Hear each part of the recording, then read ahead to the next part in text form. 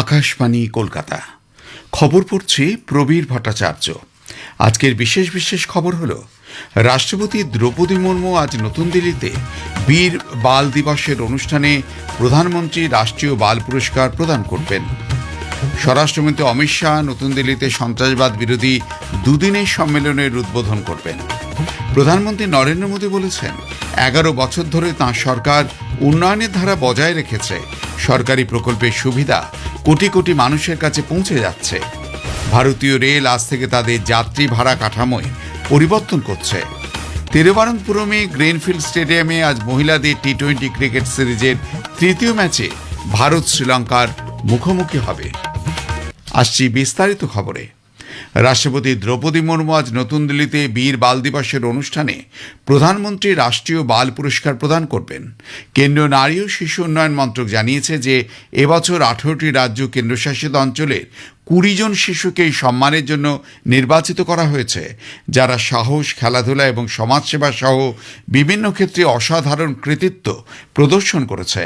মন্ত্রক আরও জানিয়েছে যে প্রধানমন্ত্রী নরেন্দ্র মোদীও বীর বাল দিবসের একটি জাতীয় স্তরের অনুষ্ঠানে শিশু ও তরুণদের উদ্দেশ্যে ভাষণ দেবেন।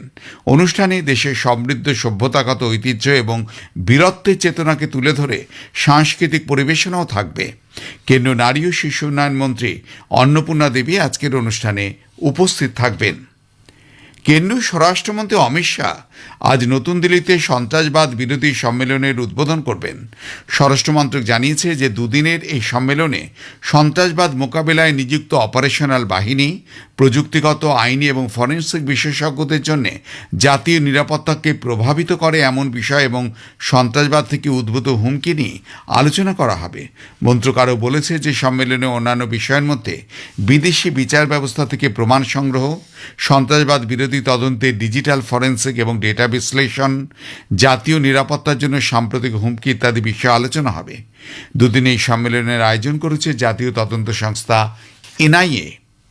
ওড়িশায় গতকাল সকালে নিরাপত্তা বাহিনীর যৌথ অভিযানে এক শীর্ষ মাওবাদী নেতা মারা পড়েছে। তার মাথার দাম ছিল 1,10,00,000 টাকা। নিহত ওই মাওবাদী নেতা গণেশ উইকে নিষিদ্ধ সিপিআই মাওবাদী কেন্দ্রীয় কমিটির সদস্য হিসাবে শনাক্ত করা হয়েছে। নিহত মাওবাদী বিভিন্ন রাজ্যে বেশ কয়েকটি বড় মাওবাদী হামলার ঘটনায় যুক্ত ছিল। ওড়িশা পুলিশ জানিয়েছে, কান্ধামাল গঞ্জাল সীমান্তবর্তী রাস্তা রাম্বা বনাঞ্চলে নিরাপত্তা বাহিনীর সঙ্গে সংঘর্ষের সময় এই ঘটনা ঘটে।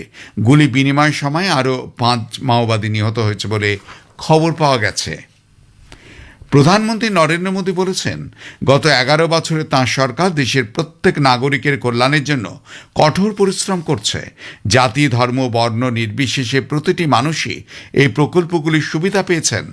তিনি গতকাল লখনৌতে প্রাক্তন প্রধানমন্ত্রী ভারতরত্ন অটল বিহারী বাজপেয়ীর 101তম জন্মবার্ষিকী উপলক্ষে প্রধানমন্ত্রী রাষ্ট্র প্রেরণা স্থলের উদ্বোধন করেন, যা স্বাধীন ভারতের কৃতি ব্যক্তিদের ঐতিহ্যকে সম্মান জানাতে নির্মিত হয়েছে। জনসভায় প্রধানমন্ত্রী বলেন, তার সরকারের প্রকল্পগুলি দেশের কোটি কোটি গরিব মানুষের উপকারে লাগছে। हमने अंत्योदय को सैचुरेशन यानी संतुष्टिकरण का नया विस्तार दिया है।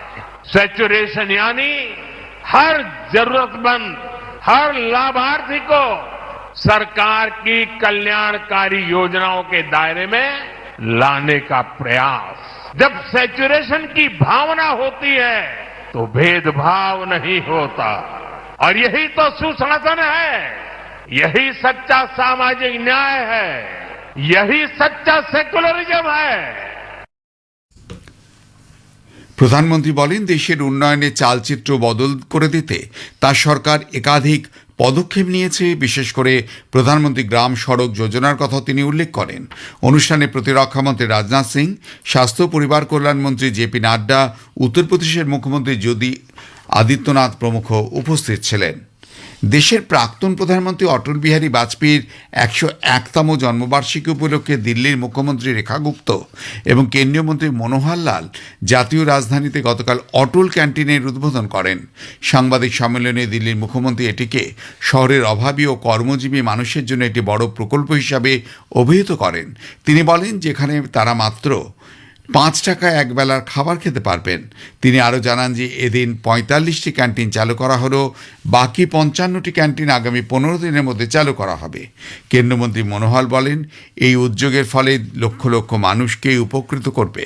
তিনি বলেন যে এই ক্যান্টিনগুলো অটল বিহারী বাজপেয়ীর সেই স্বপ্ন পূরণে সাহায্য করবে যাতে কেউ যেন ক্ষুধার্ত অবস্থায় না থাকেন।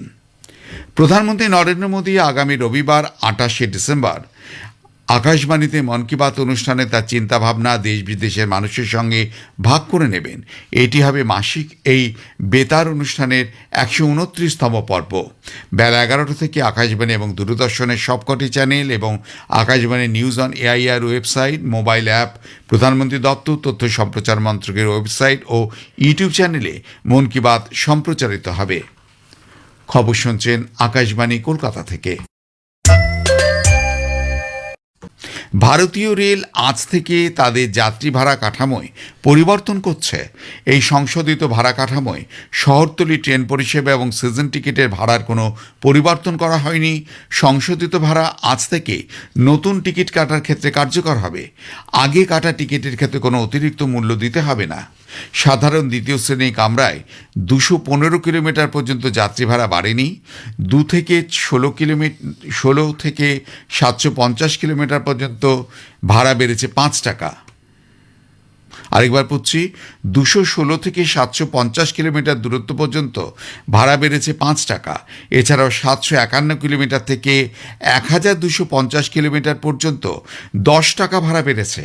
1251 কিলোমিটার থেকে 1750 কিলোমিটার দূরত্ব পর্যন্ত 15 টাকা এবং তারপর 2250 কিলোমিটার দূরত্ব পর্যন্ত 20 টাকা ভাড়া বৃদ্ধি পাচ্ছে। শহরতলি বাইরে দূরপাল্লার ট্রেনে স্লিপার ক্লাসের শ্রেণীর সাধারণ এবং প্রথম শ্রেণীর কামরায় প্রতি কিলোমিটারে 1 পয়সা হারে ভাড়া বৃদ্ধি করা হয়েছে। এছাড়াও মেল ও এক্সপ্রেস ট্রেনের এসি ও নন এসি উভয় কামরার ক্ষেত্রেই কিলোমিটার পিছু 2 পয়সা করে ভাড়া বাড়ছে।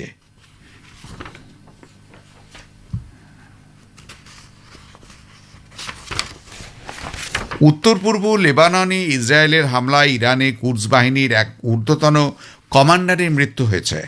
ইসরায়েলের প্রতিরক্ষা বাহিনী এবং শিন বেত নিরাপত্তা সংস্থা একটি যৌথ বিবৃতিতে বলেছে, মৃত হুসেন মাহমুদ মার্শাদ আল জাওয়ারি ছিলেন ইরানের ইসলামিক রেভলিউশনারি গার্ডসের বহির্দেশীয় শাখা কুদস ফোর্সের অপারেশনস ইউনিটের একজন শীর্ষ কমান্ডার। ইসরায়েলি বিবৃতি অনুসারে আল জাওয়ারি বিগত কয়েক বছরে সিরিয়া লেবানন অঞ্চলে ইসরায়েলের বিরুদ্ধে সন্ত্রাসবাদী কর্মকাণ্ড এগিয়ে নিয়ে যাওয়ার সঙ্গে জড়িত ছিলেন। বাংলাদেশ জাতীয়তাবাদী দল বিএনপির ভারপ্রাপ্ত চেয়ারম্যান তারেক রহমান বাংলাদেশের জনগণকে শান্তি বজায় রাখার আহ্বান জানিয়েছেন। বলেছেন, এদেশ হিন্দু, বৌদ্ধ, মুসলিম, খ্রিস্টান সহ সব ধর্মের মানুষের।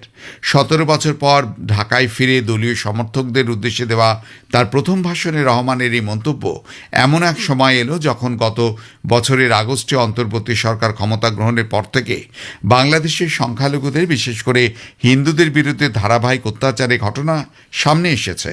রহমান বলেন, সবার একসঙ্গে দেশ গড়ার সময় এসেছে। এই দেশ পাহাড় ও সমতলের মানুষ, মুসলিম, হিন্দু, বৌদ্ধ, খ্রিস্টান সবার। বাংলাদেশের ক্ষমতাচ্যুত প্রধানমন্ত্রী শেখ হাসিনা বলেছেন যে মোহাম্মদ ইউনূসের নেতৃত্বাধীন অন্তর্বর্তী সরকার বাংলাদেশে অমুসলিমদের উপর অবর্ণনীয় অত্যাচার চালাচ্ছে।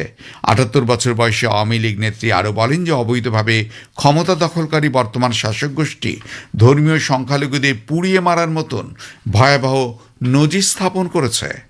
তিরুবনন্তপুরমে গ্রিনফিল্ড স্টেডিয়ামে আজ মহিলাদের টি-20 ক্রিকেট সিরিজের তৃতীয় ম্যাচে ভারত শ্রীলঙ্কার মুখোমুখি হবে। খেলা শুরু হবে সন্ধ্যে 7টায়। শেষ করার আগে খবরে বিশেষ কিছু অংশ আরও একবার।